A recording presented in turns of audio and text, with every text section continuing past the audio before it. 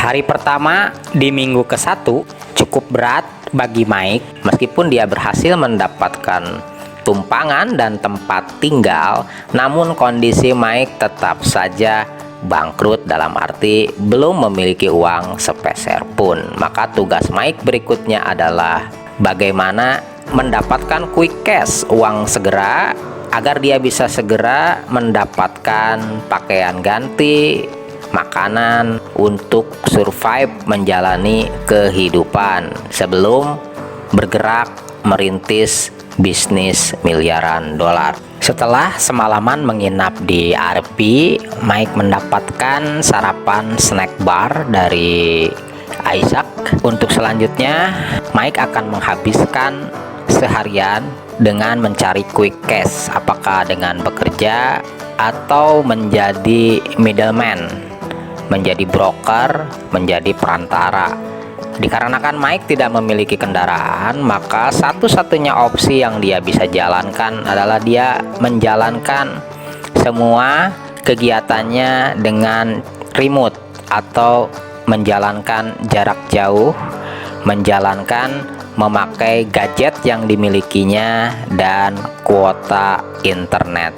Akhirnya Mike memutuskan untuk menjadi middleman. Dari situs Craigslist atau iklan baris versi gratisan, Mike melihat iklan-iklan yang menjual sofa. Kemudian Mike memindahkan iklan tersebut ke Facebook Marketplace. Nah, di Facebook Marketplace inilah kemudian dia mendapatkan pelanggan, dan posisi Mike hanya mempertemukan antara buyer dan seller, dan dia memilih opsi menjadi perantara antara buyer dan seller, fokus kepada pengiriman barang. Dikarenakan sofa merupakan barang yang cukup berat sehingga orang malas untuk delivery sofa. Hasilnya Mike mendapatkan beberapa ratus dolar yang bisa dia gunakan untuk memenuhi kebutuhan hidupnya sementara. Mike menghubungi pihak buyer melalui email dan meminta nomor kontak telepon untuk memastikan ketersediaan barang tersebut. Kemudian Mike mengatakan siap untuk menjemput barang tersebut. Setelah dipastikan bahwa buyer tidak mau mengirim barang kepada seller, maka Mike menawarkan jasa jemput. Mike menawarkan jasa delivery, dan tentunya hal ini sangat menyenangkan bagi pihak buyer maupun seller. Menjadi middleman atau broker atau perantara jasa delivery atau pengantaran sofa tentunya mengharuskan Mike meng-hire 4-5 orang. Namun poinnya adalah yang pertama harus kita pegang adalah trust, kepercayaan dulu dari pihak buyer dan seller.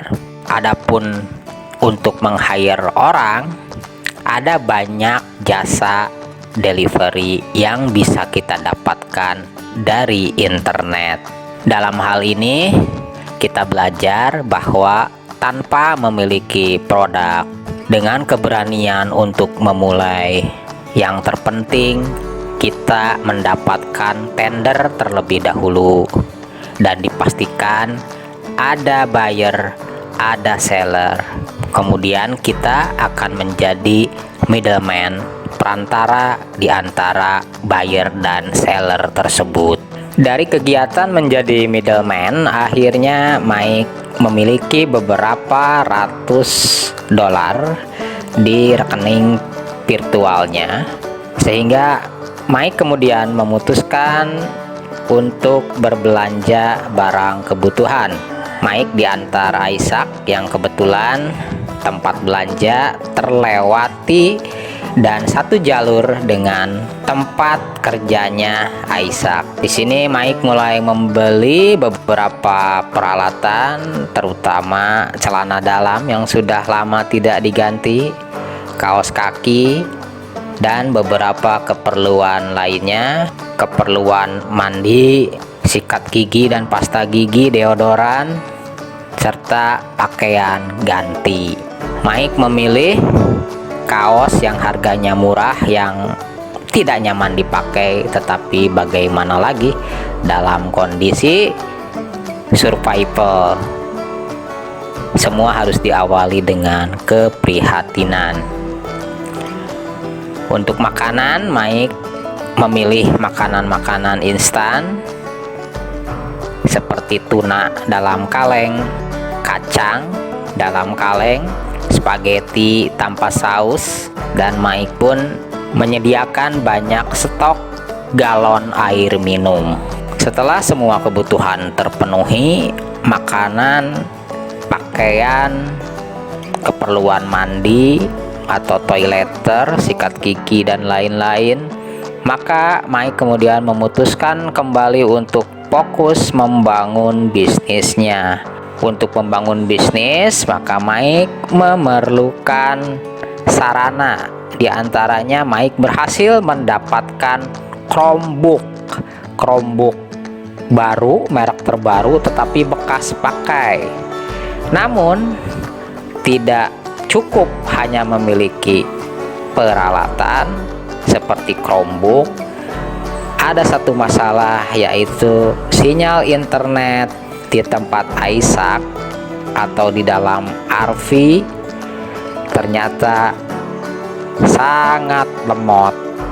Hal ini tentunya tidak begitu bagus, tidak bisa dijadikan tempat untuk kerja, tidak bisa dijadikan tempat untuk membangun bisnis miliaran dolar Mike.